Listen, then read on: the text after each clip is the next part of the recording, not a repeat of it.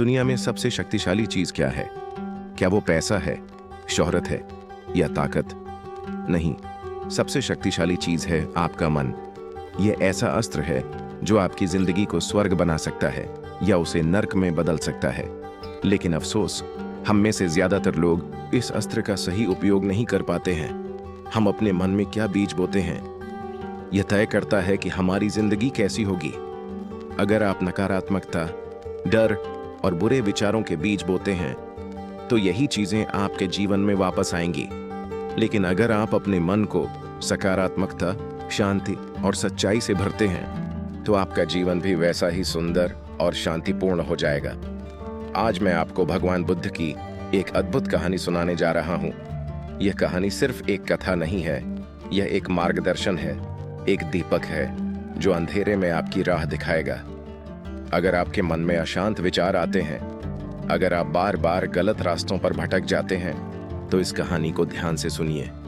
यह आपको सिखाएगी कि कैसे अपने मन को शांत और नियंत्रित किया जा सकता है और कैसे आप अपनी जिंदगी में सकारात्मक बदलाव ला सकते हैं। तो आइए बुद्ध की इस अमूल्य सीख की ओर कदम बढ़ाएं और जानें कि कैसे अपने मन को सही दिशा देकर हम अपने जीवन को सार्थक और आनंदमय बना सकते हैं। एक बार भगवान बुद्ध प्रवचन सभा में प्रवचन दे रहे थे कि उनके समक्ष बहुत से उनके शिष्य बैठे थे। इस बीच कुछ नए शिष्य भी थे जो किसी लोभ लालच में आकर भिक्षु बने थे। लेकिन वे शिष्य शारीरिक रूप से सभा में बैठे तो थे, लेकिन उसका मन उस सभा में नहीं था। उनका मन बहुत ज्यादा दूसरी स्थितियों में रस ले रहा था। उनका मन अभी भी बहुत ज्यादा शक्तिशाली था। और ये कोई नई बात नहीं है। मनुष्य का मन अक्सर ऐसी गलतियां करता रहता है। मन उस चीज में हमेशा आनंद देखता है, तलाश करता है, और इस तरह वह बौद्ध भिक्षु बुद्ध के समक्ष बैठे हुए थे।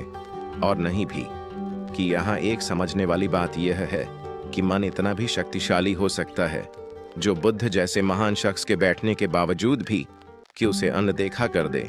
लेकिन भगवान बुद्ध की उपस्थिति भी इतनी कमजोर नहीं है कि बुद्ध के समीप बैठे लोगों के मन को चोट न पहुंचा सके।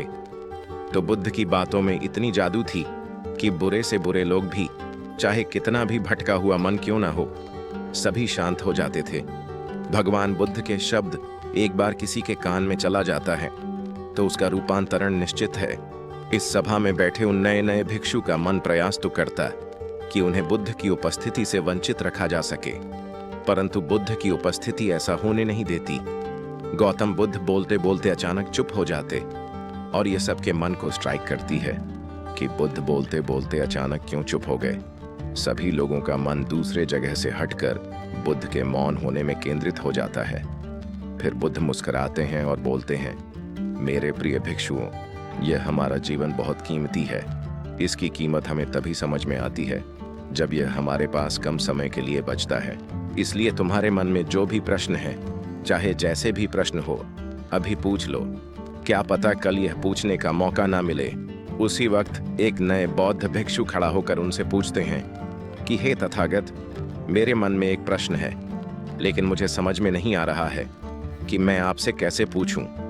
भगवान बुद्ध बोले, तुम्हारे मन में जो भी प्रश्न है, चाहे जैसा भी प्रश्न है, निश्चित ही पूछो।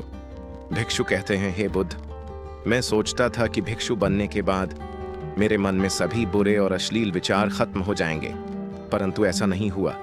मेरे मन में अभी भी बुरे विचार आते हैं। जितने भी अश्लील विचार है, जितने भी काम बुंग है, उसमें अभी भी मेरा मन उलझा हुआ है। मेरा मन बार बार अश्लील की तरह जाता है। फिर भगवान बुद्ध बोले, यदि तुम्हारा मन अभी भी अश्लीलताओं में भटक रहा है और तुम्हें यह लगता है कि यह सब कुछ सही है, तो मैं तुम्हें नहीं रोकूंगा, क्योंकि मेरा उद्देश्य तुम्हें बांधना नहीं, मुक्त करना है। कोई व्यक्ति मनुष्य भिक्षु तभी बनता है जब वह हर चीज की निरर्थकता को देख लेता है। वह देख लेता है कि काम वासना, लालच, अहंकार यह ऐसी प्यासी कुआं है जो कभी भी नहीं भरता है। वह यह भी जान लेता है कि सभी लोग इन कुओं को भरने में लगा हुआ है, परंतु आज तक इन कुओं को कोई भी नहीं भर पाया है।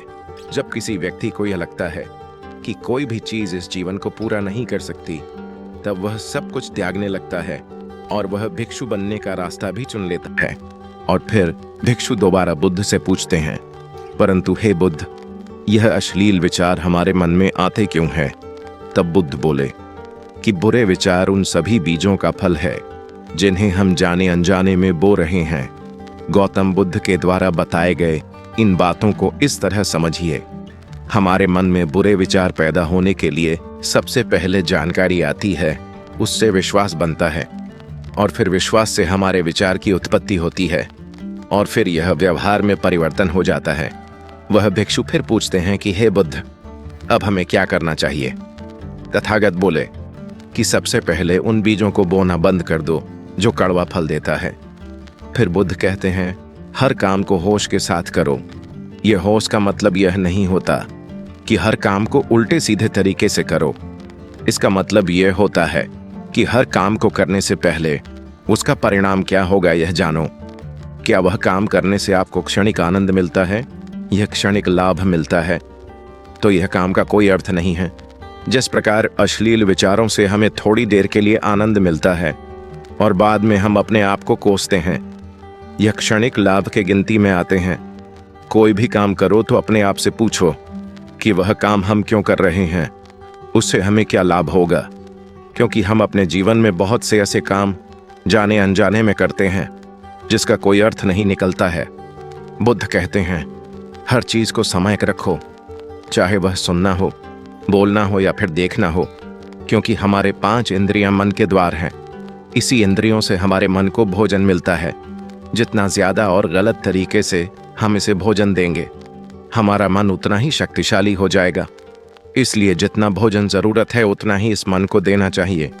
और इस तरह वह भिक्षु बुद्ध के बातों से संतुष्ट हो गया। बुद्ध की बातों से वह भिक्षु अपने जीवन को देखने की नजरिया बदलता रहा और वह अपने जीवन में बहुत आगे बढ़ता है।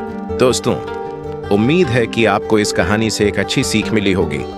यह कहानी आपको कैसी लगी हमें कमेंट बॉक्स में कमेंट करके जरूर बताएं, और साथ ही इस कहानी को अपने दोस्तों के साथ जरूर शेयर करें ताकि उन्हें भी इस कहानी से कुछ सीखने को मिल सके।